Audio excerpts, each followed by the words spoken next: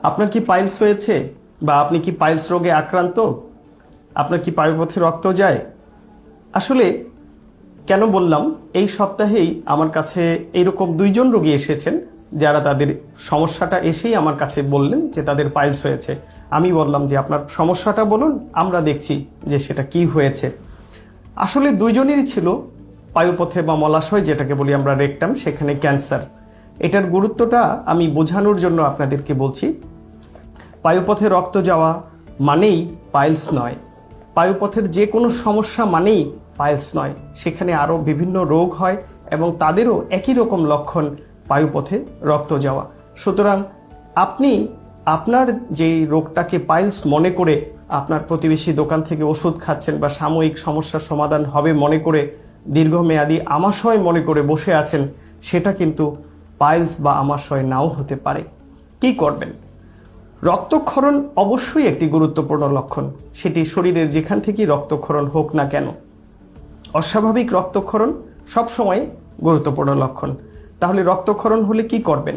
আপনি নিকটস্থ একজন চিকিৎসক বা সার্জনের কাছে যাবেন, যিনি দেখে আপনার মলদ্বারে পরীক্ষা নিরীক্ষা করে, বিশেষত যারা আমরা মলদ্বার বা পায়ুপথের চিকিৎসা করি তারা কিন্তু এই রোগগুলো আমাদের চেম্বারে বেডসাইডে দেখেই রোগ নির্ণয় করতে সক্ষম, এবং বিভিন্ন ধরনের পরীক্ষা নিরীক্ষা এটাও কিন্তু আমাদের চেম্বারেই করা সম্ভব।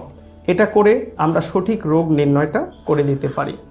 এখন আসুন যে রোগ নির্ণয়ের গুরুত্বটা কি। আপনি ধরেন যদি ক্যান্সার আক্রান্ত হয়ে থাকে কেউ, তাহলে তার রোগটা যত তাড়াতাড়ি ধরা পড়বে তত কিন্তু তার চিকিৎসা ভালো হবে।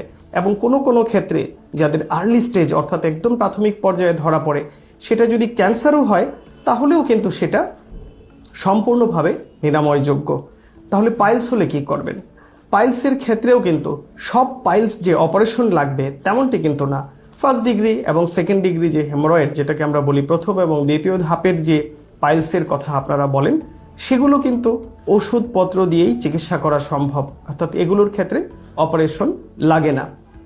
গুরুত্বপূর্ণ বিষয় হচ্ছে আপনি যখন চিকিৎসকের শরণাপন্ন হলেন, ওই মুহূর্তে আপনার রোগটা কতটা ব্যাপ্তিত বা বিস্তৃত সেটির উপরে নির্ভর করে আপনার চিকিৎসা পদ্ধতি। পাইলস রোগের জন্য বিভিন্ন ধরনের চিকিৎসা পদ্ধতি আছে। আজকাল আমরা লেজারের মাধ্যমে করে থাকি, মেশিনের সাহায্যে লঙ্গ অপারেশন করে থাকি, ওপেন অপারেশনও করে থাকি। এছাড়াও বিভিন্ন প্রসিডিওর আছে এবং ওষুধপত্র এবং পায়খানা নরম করে রেখে এটার চিকিৎসা করাও কিন্তু সম্ভব। কিন্তু প্রথমেই বলে নিচ্ছি যে এই চিকিৎসাটা ইন্ডিভিজুয়াল